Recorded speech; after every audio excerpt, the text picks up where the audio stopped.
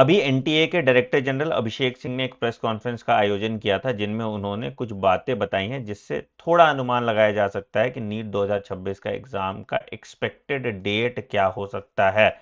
हम इस पे ही बात करेंगे, एग्जाम की डिफिकल्टी लेवल क्या होगी एंड आपको अभी क्या करना चाहिए बेस्ड ऑन योर मार्क्स। क्या आपको नीट 2027 की तैयारी करनी चाहिए या 2026 रीनीट की तैयारी करनी चाहिए? तो इस वीडियो को एंड तक जरूर देखिएगा।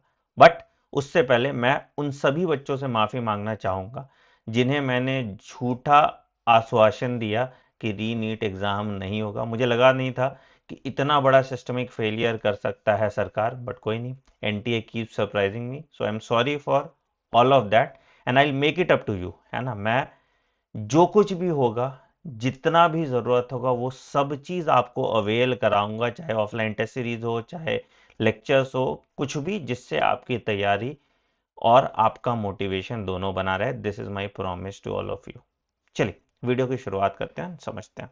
तो देखो, रीनीट एग्जाम का जो एक्सपेक्टेड डेट है, अब क्या है कि दो चीजों से ये आता है। जब 2015 में एक बार रीनीट एग्जाम हुआ था तो सुप्रीम कोर्ट ने 4 सप्ताह का टाइम दिया था सीबीएसई को। सीबीएसई बोल रही थी कि इतने कम टाइम में हम एग्जाम नहीं कंडक्ट करा सकते, बट हालांकि उन्होंने ये एग्जाम कंडक्ट कराया था।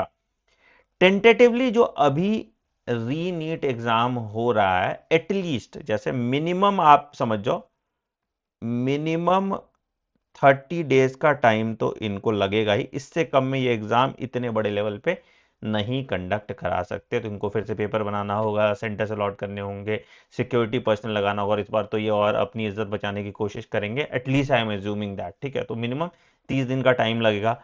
आप प्लस 15 डेज भी आप पकड़ लो, 15 to 30 डेज और भी ऐड कर लो आप। तो ऑन एन एवरेज जो मुझे टेंटेटिवली लग रहा है कि अप्रोक्सीमेटली जो अगला संडे होगा, या तो 14 जून एग्जाम का टेंटेटिव डेट हो सकता है, या उसके बाद वाला 21 जून एग्जाम का टेंटेटिव डेट हो सकता है। इन दोनों में से कोई एक डेट पे ज्यादातर प्रोबेबिलिटी है आपके एग्जाम होने की। बिफोर 30 डेज एग्जाम आपका नहीं हो पाएगा। It requires that kind of time. तो मतलब एग्जाम जो आपका होगा जून के सेकेंड या थर्ड वीक में ही आपको देखने को मिलता है। तो मोर और लेस आपके पास 40 डेज तक का टाइम होगा कि आप अपनी तैयारी को थोड़ा बेटर कर पाए। ठीक है, अब किन बच्चों को तैयारी करनी चाहिए, किन बच्चों को 2027 के लिए ड्रॉप ले लेने चाहिए, उस पर बात कर लेते हैं। तो बेटा देखो, अगर आप बॉर्डर लाइन थे, ठीक है, या थोड़ा बहुत 20-30 नंबर ऊपर नीचे थे, मतलब अगर हम यूआर कैटेगरी की बात करें, तो अगर आप 500 प्लस मार्क्स पे थे, ठीक है, तो आपको तैयारी कर लेनी चाहिए। अगर आपकी कैटेगरी है, कैटेगरी में आप अगर मान लो एससी कैटेगरी के थे, आपके 450 प्लस मार्क्स थे, तो आपको तैयारी कर लेनी चाहिए। अगर आप एसटी में 400 प्लस मार्क्स थे तो आपको तैयारी कर लेनी चाहिए। ठीक है, तो अगर मैं बात करूं यूआर की, एससी की, एसटी की, यूआर, ओबीसी और आपका ईडब्ल्यूएस। ठीक है, ये तीन चीज हमने बात कर ली। ठीक है, अच्छा, अब कोई ऐसा बच्चा है जिसको अब्रॉड ही जाना है, या कोई ऐसा बच्चा है जिसको प्राइवेट इंडिया करना है, नहीं लेना ड्रॉप, तो इन बच्चों को भी अभी से अपना प्रेप करके जितना स्कोर आप इंप्रूव कर रहे हैं, आप वो स्कोर इंप्रूव कर सकते हैं। इन बच्चों को सिर्फ और सिर्फ फोकस बायोलॉजी एंड केमिस्ट्री और उसके प्रैक्टिस पे रखना चाहिए। ठीक है,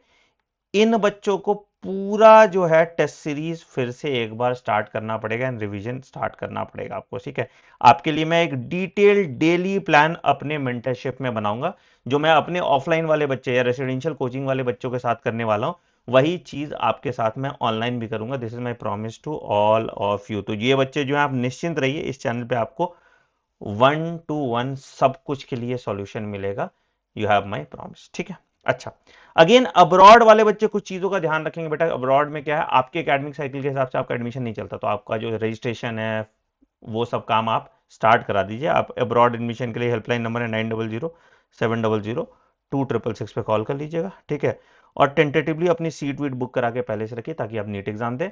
अगर आप पिछले साल क्वालिफाइड है तो नथिंग लाइक इट, अगर इस साल क्वालिफाइड मतलब होने का सोच रहे हैं, तो बायो पे और केमिस्ट्री पे ध्यान दीजिए, इस चैनल पे आपको उसका भी वीडियो मिल जाएगा। ठीक है, अगेन अब आपके क्या क्या क्वेश्चन है इसके अलावा आप कमेंट सेक्शन में मेंशन कीजिए, मैं आज और कल आपके सभी क्वेश्चन का जवाब इसी चैनल पे दूंगा। तो ये channel for the next 45 days is going to be very helpful for you, you are my promise. ठीक है, अगर आप नीट 2027 के लिए तैयारी स्टार्ट कर रहे हैं बेटा, तो मेरे रेसिडेंशियल कैंपस में एक बैच स्टार्ट हो रहा है 20 मई से, ऑलरेडी चल ही रहा है। ठीक है, तो आप इस बैच में एनरोल कर सकते हैं, हेल्पलाइन नंबर 9007002666 पे कॉल कर लीजिए और इस बैच में आ जाइए। क्योंकि अगर तुम इस चक्कर में रहे कि मैं 40 दिन में कुछ बहुत अच्छा कर लूंगा, पूरा जून निकल जाएगा एंड फिर जुलाई से तुम नीट की तैयारी स्टार्ट करोगे, तो तुम्हारा 2 महीना वहां भी खत्म हो जाएगा। तो हमें रियलिटी चेक होना चाहिए और उसके बेसिस पे आगे की तैयारी करनी चाहिए। आपका इस बारे में क्या विचार है, कमेंट सेक्शन में जरूर मेंशन कीजिएगा। Again once again I